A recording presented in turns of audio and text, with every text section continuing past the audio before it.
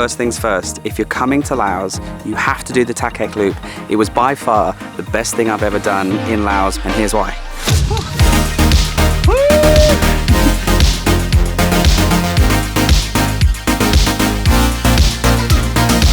The loop is about 350 kilometers and it's like an adult adventure playground. You drive around, you pull over, you see incredible waterfalls, you explore amazing, beautiful caves. You can go zip lining in the world's most beautiful place I've ever seen in my entire life. I hope this video gives a good justification of just how much fun I had over the 3 days, all of the friends I made, all of the things I did. So let's go.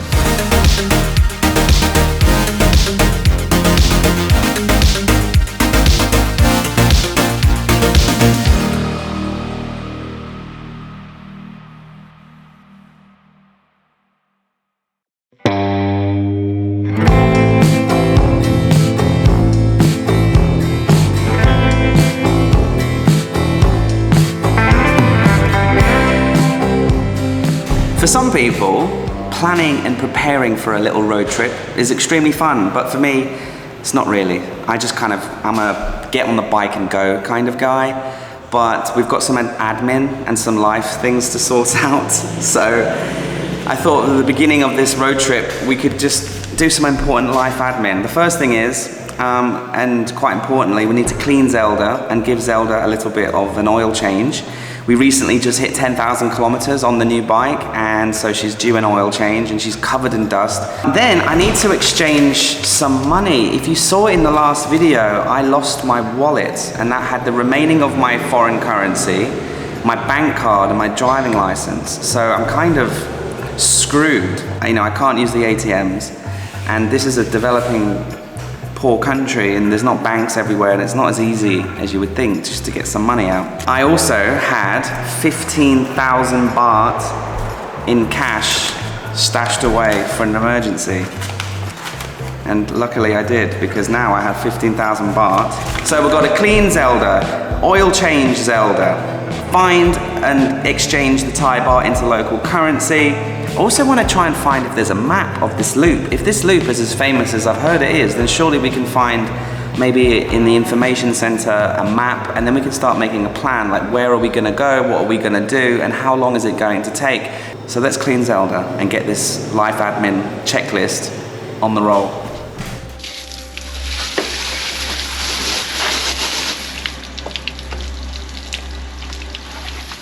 You know, even though I do this like 2-3 times a week in Laos, it's so important.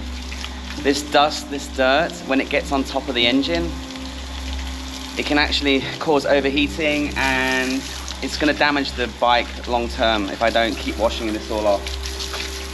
And I kind of find it quite therapeutic as well.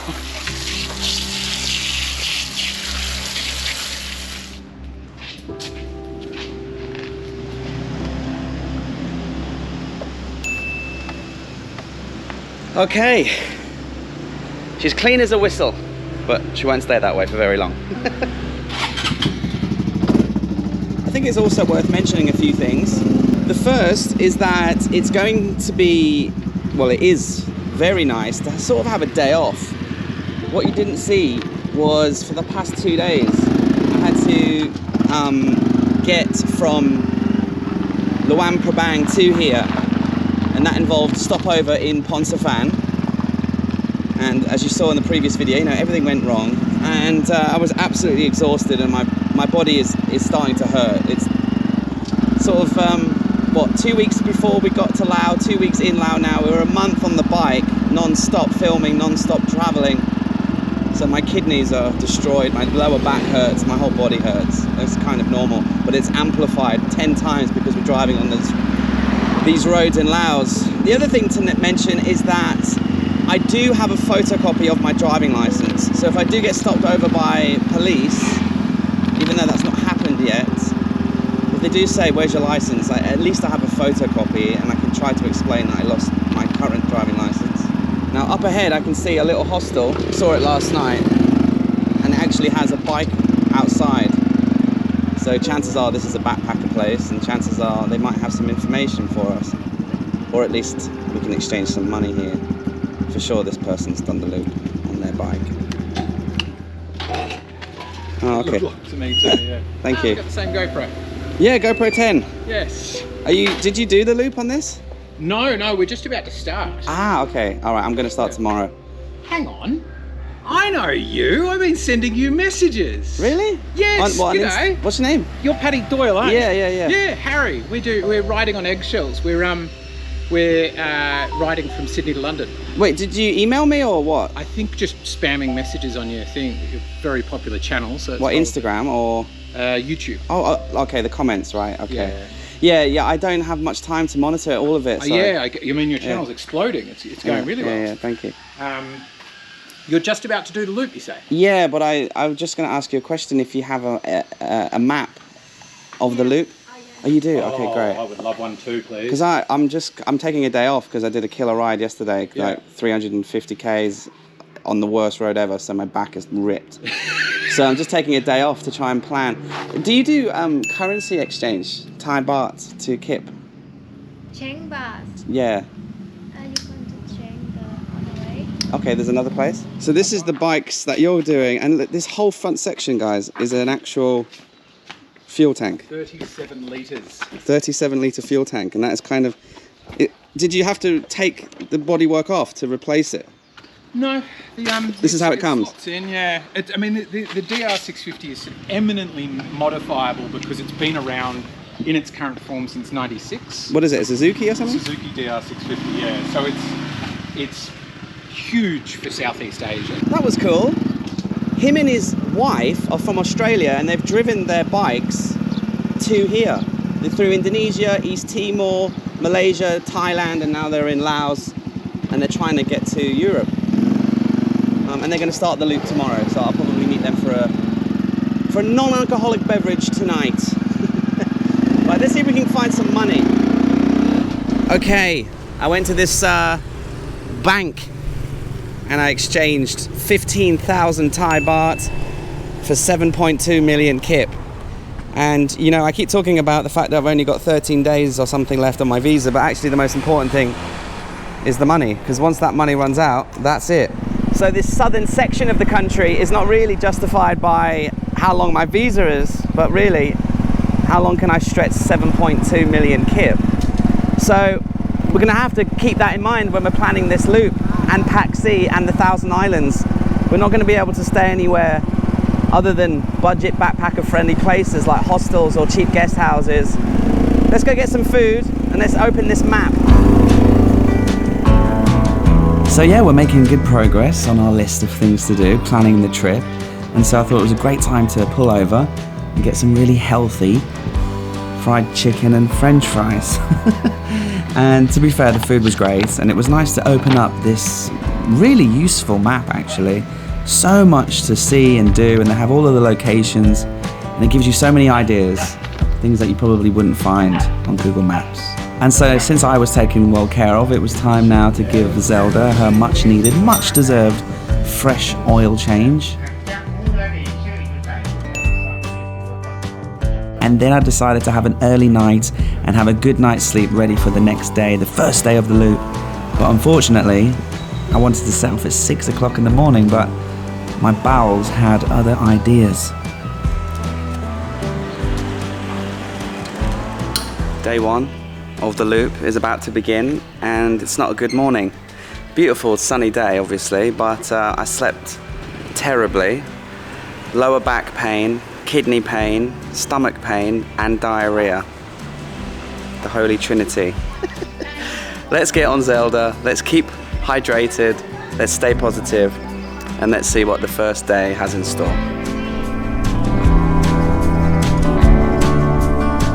All right, so here we are on the open road on day one of THAKHEK, and let me just give you some advice and some information about the first day's ride, because unfortunately it's actually kind of crubby. It's not the best day of the loop by far, and it's especially the first hour. You might be thinking, what the hell's going on here? I thought this was supposed to be the most amazing loop, because as you can see, even though the road surface is very good for the standard in Laos, actually very good road, and the scenery is beautiful, you know, the limestone cliffs and all of the rural and gorgeous countryside as you're driving through. Honestly, the views are incredible on day one, but you can't really enjoy the road surface or the views too much because there's just so many heavy trucks driving past, and they kick up a lot of dust. They're very noisy, they're very fast, they're very big, and there's so many of them. You see, from THAKHEK, about 75 kilometers down through the loop, is the turning to go towards Vietnam, the border with Vietnam. So there's lots of big heavy trucks transporting goods and trade, and so you'll spend most of your time trying to overtake or try not to get wiped out and trying to get the dust out of your face. And so instead of enjoying the roads and instead of enjoying the views, it is a bit stressful. But as I'll show you, don't worry, this will pass.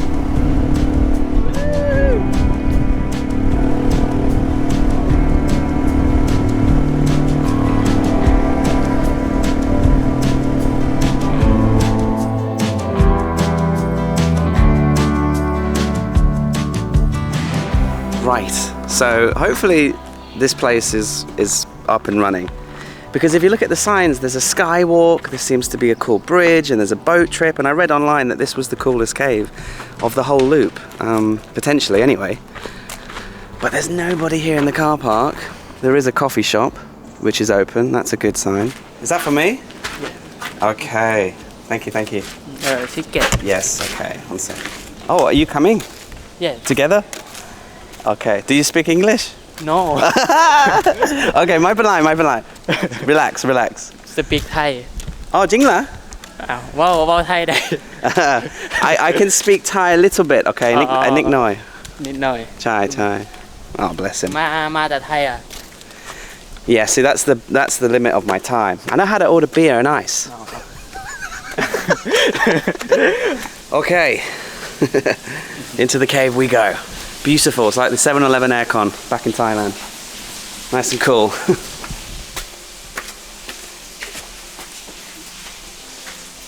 On the Google Maps, this is all turned on and it's all like Christmassy. Actually, I read reviews that people said it would be a nice cave if they didn't have all these silly lights. So maybe they've turned the silly lights off, or maybe they're just not working today. But either way, I think it gives us a bit more of a normal cave experience instead of some sort of disco. Oops. I'm glad you're here because I'd be too scared. You know, scary. Whoa.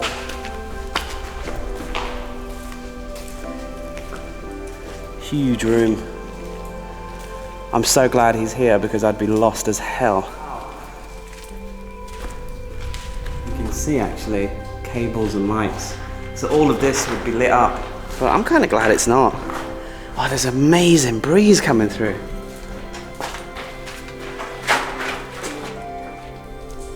Wow. Okay. That was the first part of the cave. Zip line. Whoa, zip line! So the zip line starts here, and then you would just zoom down into the valley. I have been told that there is an incredible zip line, some of the best in the world, on this loop, but I think it's on day 2 or 3, so we'll save the zip lining for the spectacular one later on in the loop. But plus I've got to kind of keep an eye on my budget. I've worked out today I have 700,000 kip per day for 10 days to last me until my visa runs out, and I have no way of getting any other money, so got to think about the budget.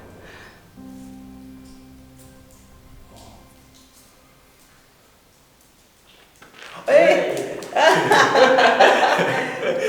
Let there be light! That wasn't scripted. The lights have come back on. And now you can see a very different atmosphere in here, can't you? All of a sudden it's gone from spooky cave to camp Christmas.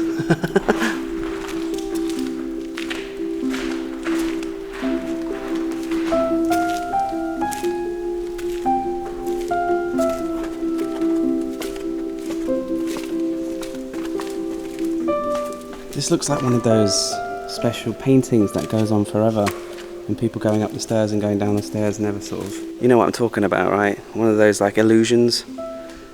And with all these staircases going up and down and around, it kind of reminds me of that.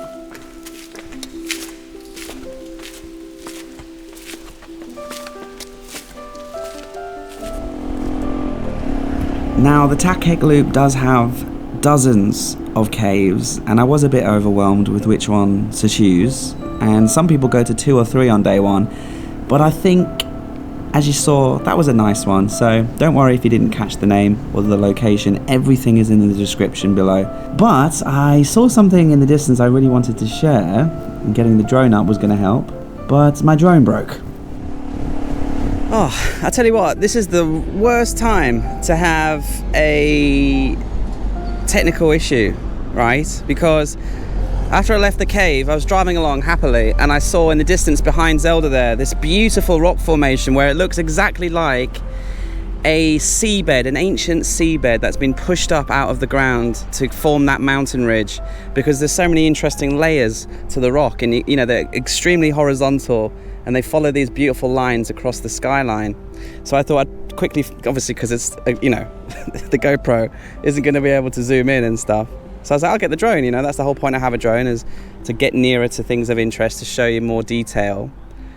And my drone is not working. Look what happens. This propeller, it doesn't spin, and then it gives me an error on here saying motor unable to rotate. A check for obstruction. So I've been staring at this thing, looking for like, is there a twig in there? Is there something blocking the fan or the propeller, sorry, but nothing. Look, watch what happens. You see, this one doesn't spin, and then it just gives me an error message. And I've had a proper look around and there's nothing wrong. There's nothing inside here. The propellers are actually fine. There's no obstruction. There's nothing wrong with it. So you'll just have to take my word for it that these mountains in the distance here behind these goats are stunning.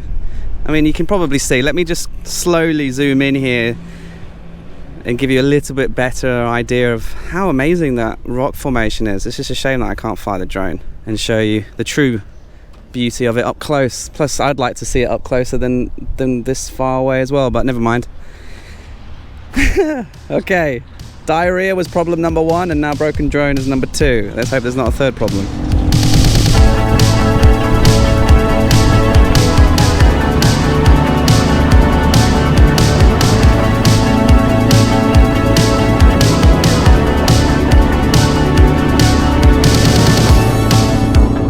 The second half of the drive on day 1 is much better because there's less traffic and there's less trucks, and you can just feel the breeze in your face, guys. It is a great feeling.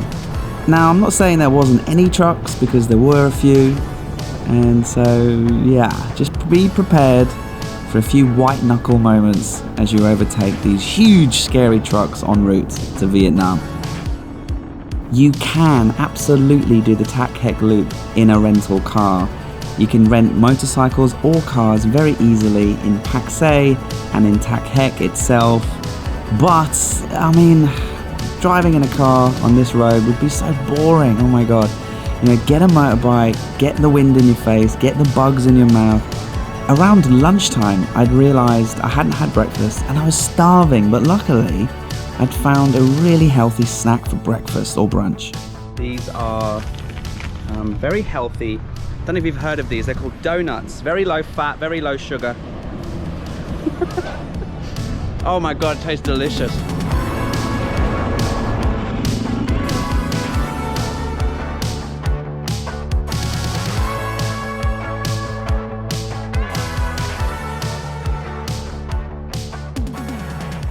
Okay, this is a really cool guest house. So beautiful wooden building, and I've had a feed and I've fixed my drone. I had the help of a little kid to help me.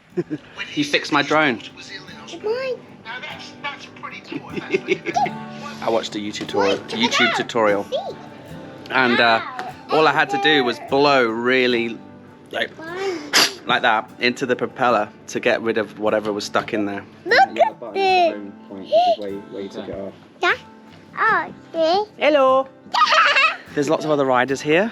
There's probably about a dozen people, and I've met most of them. Cool people from Holland, England, Germany, and Australia. Over here, like some games that we can play, and at night they have a barbecue, play music, and there's a big fire pit. So I think we'll be able to have a bit of socializing.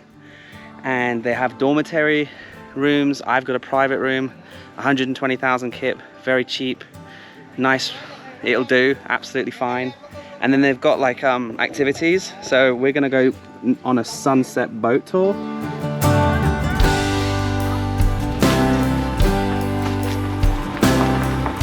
Yeah, this boat tour was one of the highlights of the THAKHEK Loop, so don't miss it. It's easily missed. You know, you might be tired after the first day's drive, but once you get to the guest house and you've made some friends and you've had a beer, don't rest on your laurels. Get on this little boat tour. It was quite cheap, especially when we split it between the 4 of us.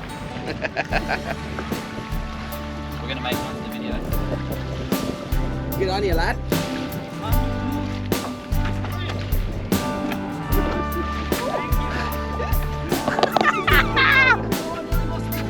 Yeah, for the balance. Okay, good. Yeah, that's true. To me, you haven't done the loop. We could call it the THAKHEK boomerang. Yeah. Look at this! And it was the perfect way to end the first day on the THAKHEK Loop. This beautiful sunset on this absolutely gorgeous lake.